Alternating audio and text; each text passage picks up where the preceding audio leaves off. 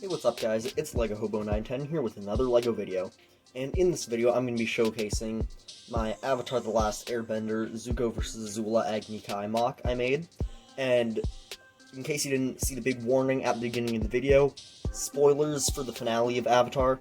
I know I don't really need to say that because the show finished over 10 years ago, but considering, recent popularity coming onto Netflix, I watched it for the first time when it came onto Netflix, so since it's recently become popular, and I know there's a lot of people watching it for the first time, figure I should put that out there. So, spoilers. Leave now if you haven't seen the finale. Anyway, let's get right into it.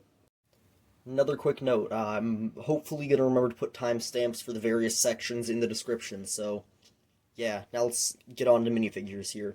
First of all, a bit of explanation here.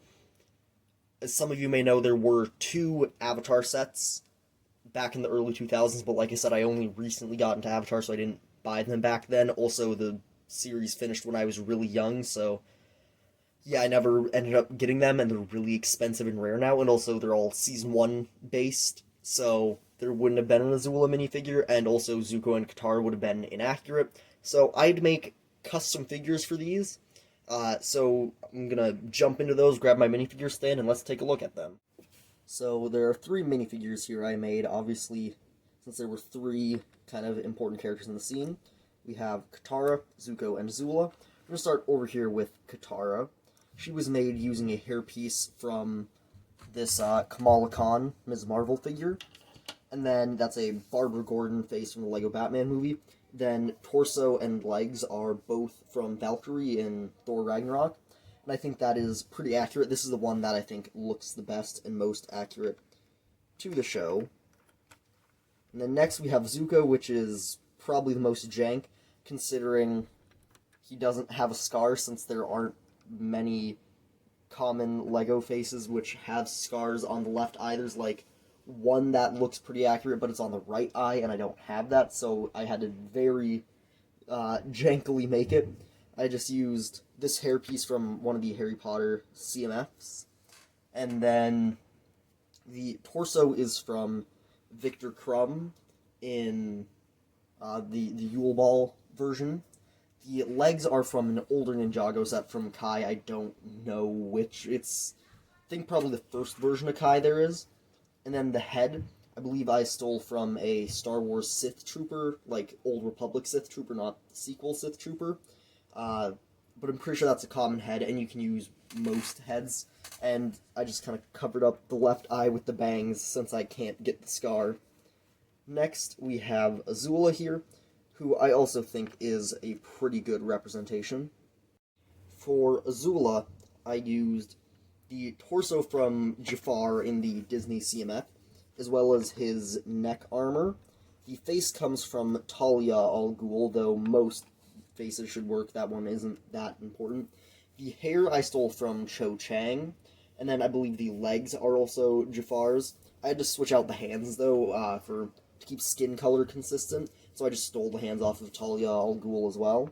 This one I think looks pretty good as well. So those are the 3 minifigures. What I personally think is pretty stellar Katara, a decent Azula, and then a very, very janky Zuko. But anyway, let's get into the rest of the M.O.C. So a lot of the really fun things about this M.O.C for me is I used a lot of styles and techniques I don't normally use. For example, the entire Asian theme. I generally don't build in an Asian theme. It's not something I'm comfortable with and haven't done often. This is the first kind of big project with Asian style I've built, and probably like only the second thing ever. The other one being in my Spider-Verse mock. Go check that out. If I remember, it'll be in an iCard up there somewhere in the screen. So watch that. Anyway, I also use techniques I don't use often, such as I generally don't build very many complex angle roofs. Big angle roof there. A lot of weird, finicky, complex stuff here. Stuff there. And honestly, I commend everyone who builds large, complex angle roofs, especially when they, like, come at angles like this. That was real tough for me, and I think it turned out pretty good. It definitely could be better, but I think it turned out okay. The other kind of major big technique that I don't often do, this floor is a wall. It's built completely sideways. The bottom of the studs are over here. Up here are tops of studs. There's actually tiles there.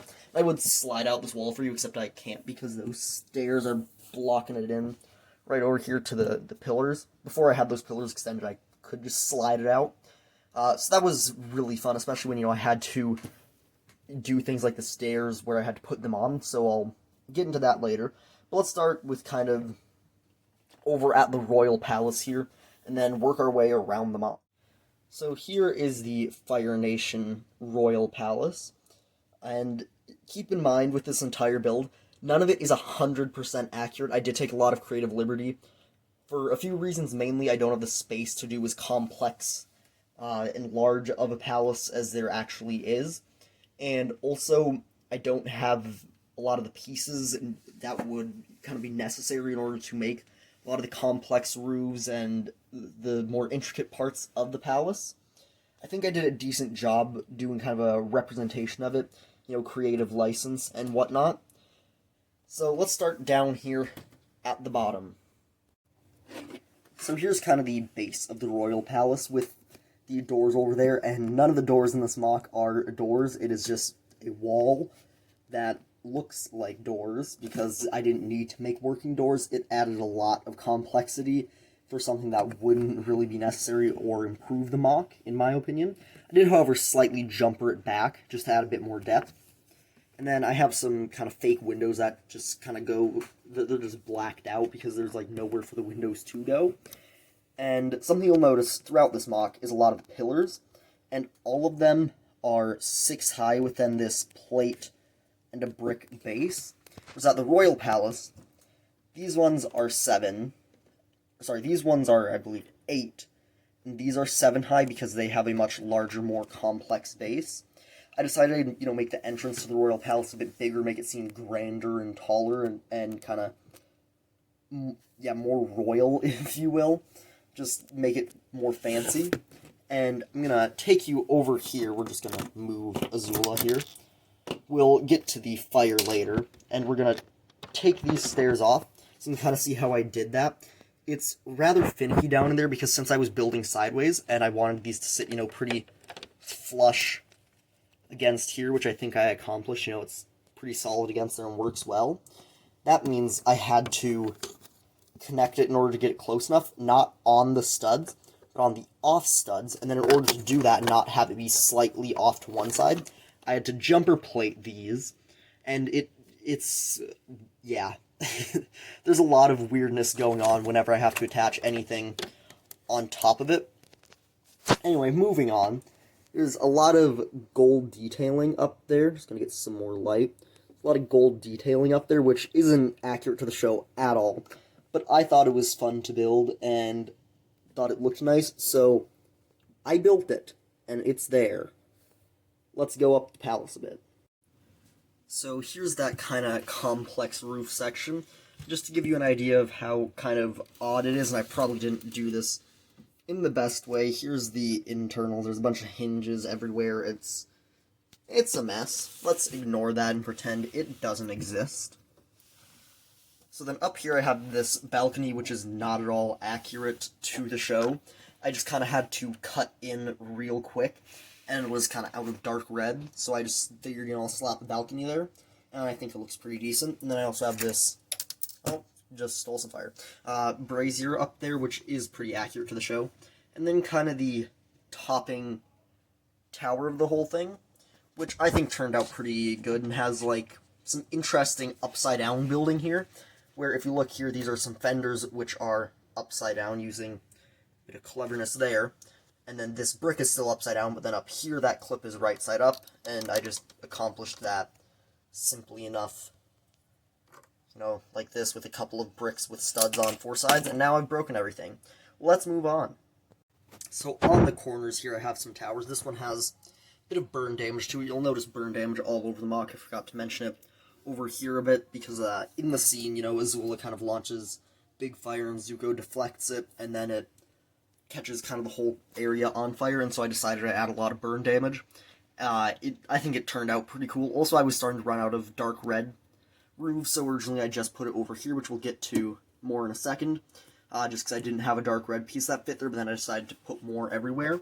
One of my favorites being over here, where I actually have, you know, a bit of the roof gone, and you can just kind of see the frames. And then down there's a bit of the roof crumbling apart. Over here on this side, kind of the center section is also on fire. This one's a lot bigger of a fire, and then it's kind of going down the pillar, well, up the pillars onto the roof. And also another kind of fun thing is back there I have a bit of a wooden wall section, whereas the rest is just the standard white. And that is, once again, a actually accurate detail. And I also just think it looks nice, kind of breaks everything up. And then I also have a chain there on the pillar, for when Azula chains up, or sorry, Katara chains up Azula. And then down in there, you can see I made a grate using ladders. And then there is the kind of stream or waterway beneath it that Katara uses to freeze them.